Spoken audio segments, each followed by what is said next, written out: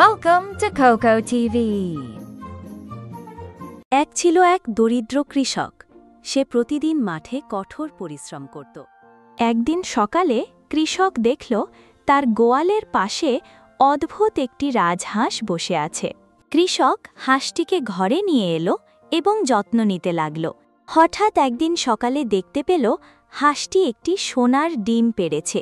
কৃষক ও তার স্ত্রী আনন্দে আত্মহারা হয়ে গেল।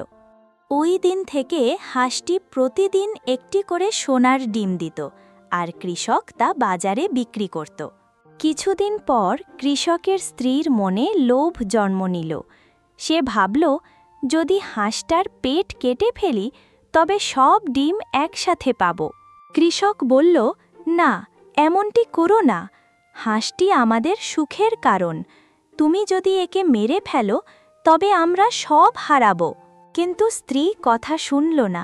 স্ত্রীর পেড়াপেড়িতে কৃষক একদিন সকালে ছুরি দিয়ে হাঁসটির পেট চিরে ফেলল। কিন্তু হতভাগা কৃষক ভেতরে একটি ছাড়া অন্য কোনো সোনার ডিম পেল না। হাঁসটি মারা গেল, আর সেই দিন থেকেই সোনার ডিম পাওয়া বন্ধ হয়ে গেল। কৃষক ও তার স্ত্রী কান্নায় ভেঙে পড়ল। তারা বুঝল, লোভ মানুষকে সর্বনাশের পথে ঠেলে দেয়। নৈতিক শিক্ষা: যা আছে তাতেই সন্তুষ্ট থাকো।